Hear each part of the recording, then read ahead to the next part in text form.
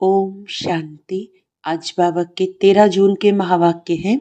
बाबा ने कहा, मीठे बच्चे, इस बेहद के खेल में तुम आत्मा रूपी एक्टर पाठधारी हो। तुम्हारा निवास स्थान है स्वीट साइलेंस होम, जहां अब जाना है। प्रश्न है, जो ड्रामा के खेल को यथार्थ रीति जानते हैं, उनके मुख से कौन से शब्द नहीं निकल सकते हैं? उत्तर है, ये ऐसा नहीं होता था तो ऐसे होता, ये होना नहीं चाहिए। ऐसे शब्द ड्रामा के खेल को जानने वाले नहीं कहेंगे। तुम बच्चे जानते हो, ये ड्रामा का खेल जूं मिसल फिरता रहता है। जो कुछ होता है वह सब ड्रामा में नूंद है, कोई फिक्र की बात नहीं है। ओम शांति। बाप जब अपना परिचय बच्चों को देते हैं तो बच्चों को अपना परिचय भी मिल जाता है। सब बच्चे बहुत समय देह अभिमानी होकर रहते हैं। देही अभिमानी हो तो बाप का यथार्थ परिचय हो, परंतु ड्रामा में ऐसे है नहीं। भल कहते भी हैं भगवान गॉड फादर है, रचता है, परंतु जानते नहीं है। शिवलिंग का चित्र भी है, परंतु इतना बड़ा तो वह है नहीं। यथार्थ रीति न जानने के कारण बाप को भूल जाते हैं। बाप है भी रचता, जरूर रचेंगे भी नई दुनिया। तो जरूर हम बच्चों को नई दुनिया की राजधानी का वर्षा होना चाहिए। स्वर्ग का नाम भी भारत में मशहूर है, परंतु समझते कुछ भी नहीं। कहते हैं फलाना मरा स्वर्ग पधारा। अब ऐसे कभी होता है क्या? अभी तुम समझते हो, हम सब तुच्छ बुद्धि थे। नंबरवार तो कहेंगे ना। मुख्य के लिए ही समझानी है कि मैं इनमें आता हूँ बहुत जन्मों वाले अंतिम शरीर में। यह है नंबर 1। बच्चे समझते हैं, अभी हम उनके बच्चे ब्राह्मण बन गए। यह सब है समझ की बातें। बाप इतने समय से समझाते ही रहते हैं, नहीं तो सेकंड की बात है बाप को पहचानना। बाप कहते हैं, मुझे याद करेंगे तो तुम्हारे विकर्म विनाश होंगे। निश्चय हो गया, फिर कोई भी बात में प्रश्न आदि उठ नहीं सकता। बाप ने समझाया है, तुम पावन थे जब शांति धाम में थे। ये बातें भी तुम ही बाप द्वारा सुनते हो, दूसरा कोई सुना न सके। तुम जानते हो हम आत्माएं कहाँ की रहवासी हैं।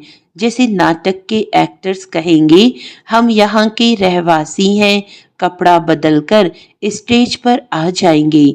अभी तुम समझते हो हम यहाँ के रहवासी नहीं हैं, ये एक नाटकशाला है। ये अभी बुद्धि में आया है कि हम मूल वतन के निवासी हैं, जिसको स्वीट साइलेंस होम कहा जाता है। इसके लिए ही सब चाहते हैं, क्योंकि आत्मा दुखी है ना, तो कहते हैं हम कैसे वापस घर जाएं। घर का पता न होने के कारण भटकते हैं। अभी तुम भटकने से छूटे। बच्चों को मालूम पड़ गया है, अभी तुमको सचमुच घर जाना है। अहम आत्मा कितनी छोटी बिंदी है, यह भी वंडर है जिसको कुदरत कहा जाता है। इतनी छोटी बिंदी में इतना पाठ भरा हुआ है। परम पिता परमात्मा कैसे पाठ बजाते हैं, ये भी तुम जान गए हो। सबसे मुख्य पाठधारी वह है, करन करावन हार है ना।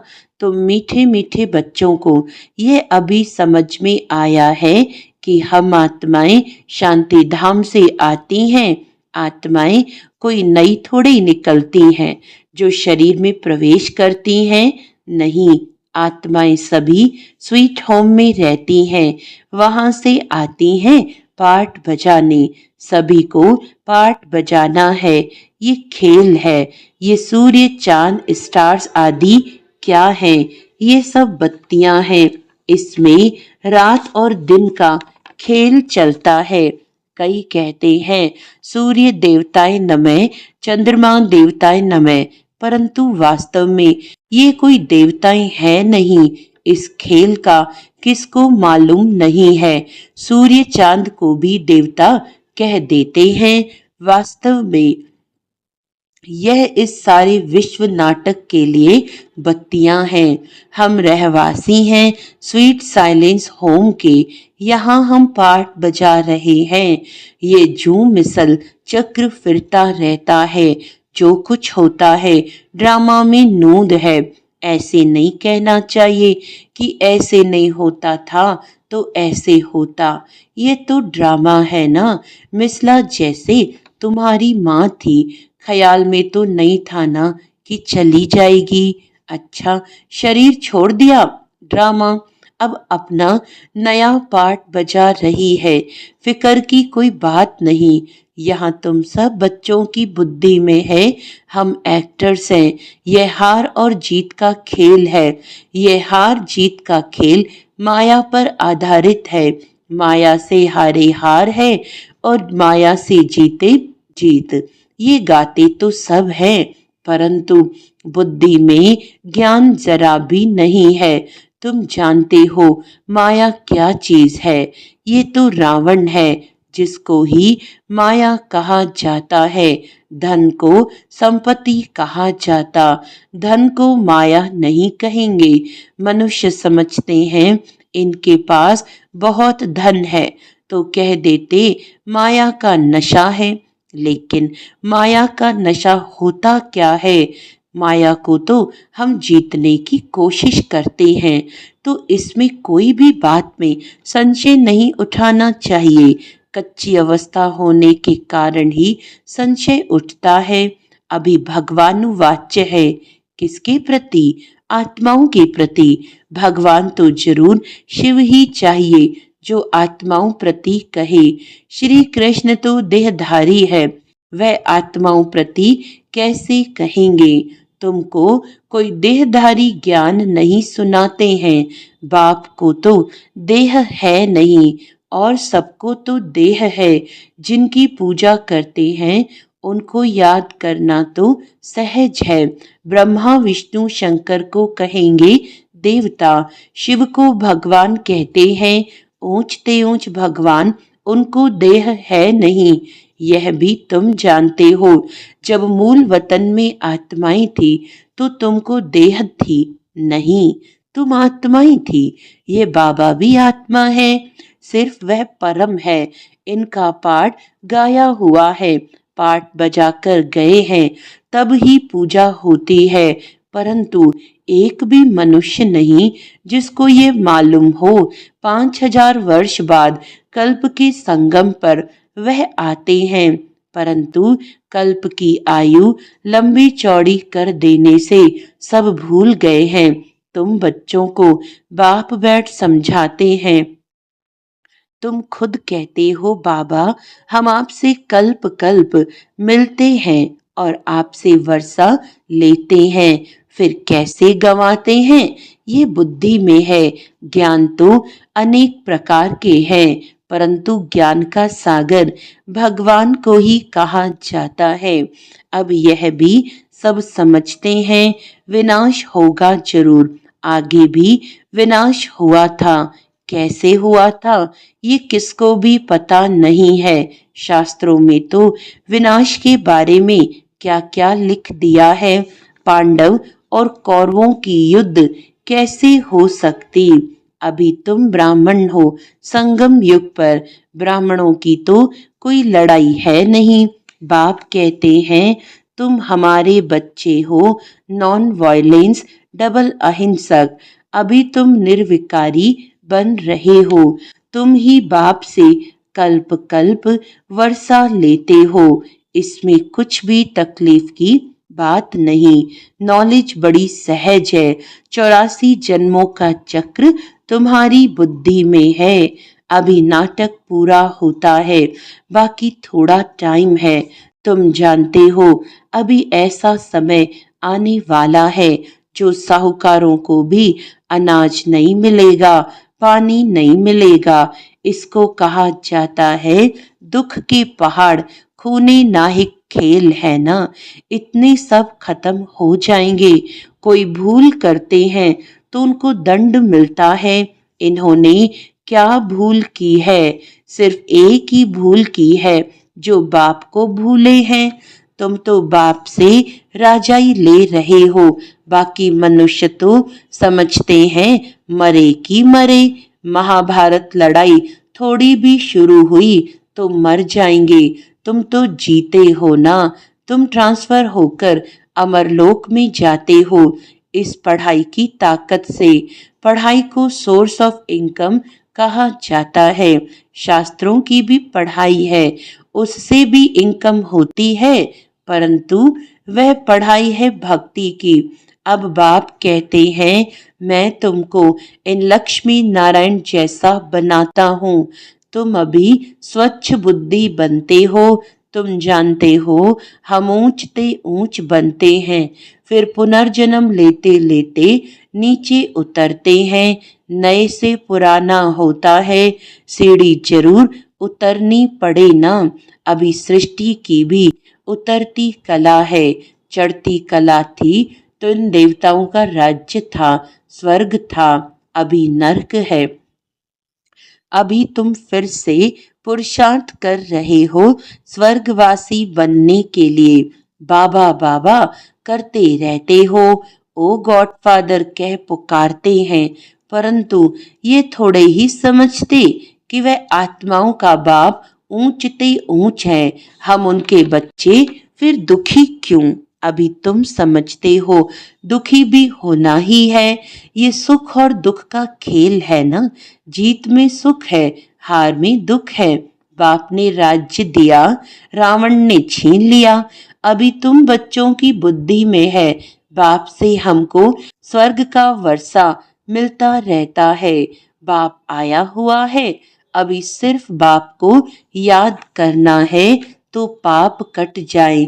जन्म जन्मांतर का सिर पर बोझा है ना, ये भी तुम जानते हो। तुम कोई बहुत दुखी नहीं होते हो। कुछ सुख भी है, आटे में नमक, जिसको कागविष्टा समान सुख कहा जाता है। तुम जानते हो सर्व का सद्गति दाता एक ही बाप है। जगत का गुरु भी एक ठहरा। वानप्रस्थ में गुरु किया जाता है। अभी तो छोटे को भी गुरु करा देते कि अगर मर जाएं तो सदगति को पाएंगे। बाप कहते हैं वास्तव में किसको भी गुरु नहीं कह सकते। गुरु वह जो सदगति दे। सदगति दाता तो एक ही है, बाकी क्राइस्ट बुद्ध आदि कोई भी गुरु नहीं। वे आते हैं तो सबको सदगति मिलती है क्या? क्राइस्ट आया, उनके पीछे सब आने लगे जो भी उस धर्म के थे। फिर उनको गुरु कैसे कहेंगे जबकि ले आने लिए निमित्त बने हैं। पतित पावन एक ही बाप को कहते हैं। वह सबको वापस ले जाने वाला है। स्थापना भी करते हैं। सिर्फ सबको ले जाए तो प्रलय हो जाए। प्रलय तो होती नहीं। सर्वशास्त्रमय शिरोमणि श्रीमद् भगवत गीता गाई हुई है। गायन है यदा यदा ही। भारत में ही बाप आते हैं। स्वर्ग की बादशाही देने वाला बाप है। उनको भी सर्वव्यापी कह देते हैं। अभी तुम बच्चों को खुशी है कि नई दुनिया में सारे विश्व पर एक हमारा ही राज्य होगा। उस राज्य को कोई छीन नहीं सकता। यहाँ तो टुकड़े टुकड़े पर आपस में कितना लड़ते रहते हैं। तुमको तो मजा है, खगियां मारनी है। कल्प कल्प बाबा से हम वर्षा लेते हैं तो कितनी खुशी होनी चाहिए।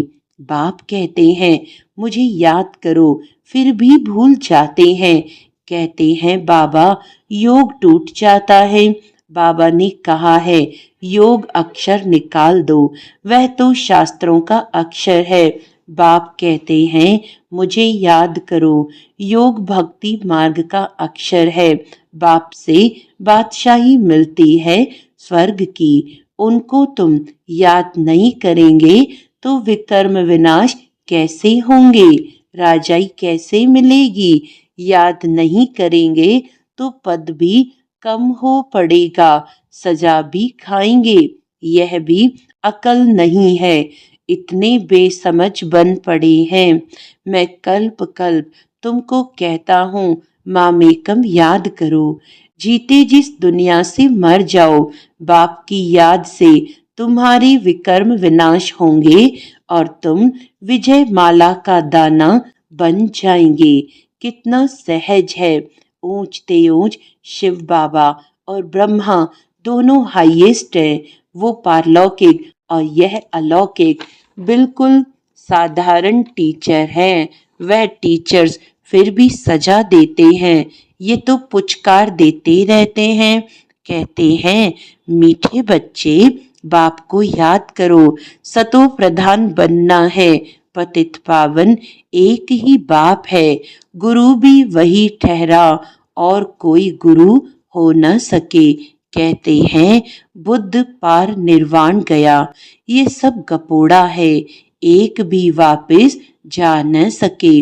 सबका ड्रामा में पार्ट है। कितनी विशाल बुद्धि और खुशी रहनी चाहिए। ऊपर से लेकर सारा ज्ञान बुद्धि में है। ब्राह्मण ही ज्ञान उठाते हैं, न शूद्रों में न देवताओं में ये ज्ञान है।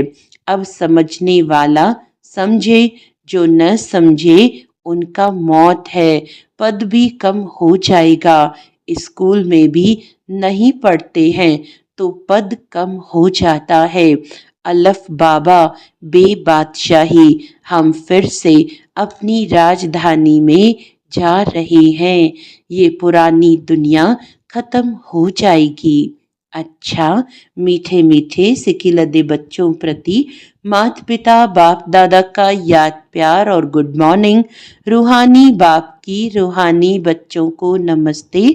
हम रूहानी बच्चों की रूहानी बाप दादा को याद प्यार गुड मॉर्निंग, नमस्ते नमस्ते नमस्ते जी। धारणा के लिए मुख्य सार है, बाप हमें ऐसे नए विश्व की राजाई देते हैं जिसे कोई भी छीन नहीं सकता। इस खुशी में खगियां मारनी है। विजय माला का दाना बनने के लिए जीते जी इस पुरानी दुनिया से मरना है। बाप की याद से विकर्म विनाश करने हैं। वरदान है, अपनी पावरफुल स्टेज द्वारा सर्व की शुभ कामनाओं को पूर्ण करने वाले महादानी भव। पीछे आने वाली आत्माएं थोड़े में ही राजी होंगी, क्योंकि उनका पार्ट ही कना दाना लेने का है। तो ऐसी आत्माओं को उनकी भावना का फल प्राप्त हो, कोई भी वंचित ना रहे। इसके लिए अभी से अपने में सर्व शक्तियां जमा करो।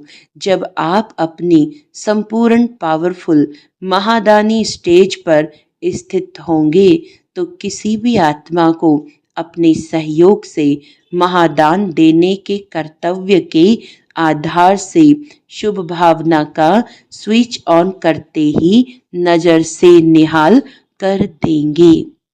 स्लोगन है, सदा ईश्वरीय मर्यादाओं पर चलते रहो तो मर्यादा पुरुषोत्तम बन जाएंगे। सदा ईश्वरीय मर्यादाओं पर चलते रहो तो मर्यादा पुरुषोत्तम बन जाएंगे। अच्छा, आज का व्यक्त इशारा है, जब सेवा की स्टेज पर जाते हो तो यह अनुभव होना चाहिए कि ये आत्माएं बहुत समय के अंतर्मुखता की रूहानियत की गुफा से निकलकर सेवा के लिए आई हैं। तपस्वी रूप दिखाई दे, बेहद के वैराग्य की रेखाएं सूरत से दिखाई दें। जितना ही अति रुहाब उतना ही अति रहम। ऐसी सर्विस का अभी समय है। अच्छा, ओम शांति।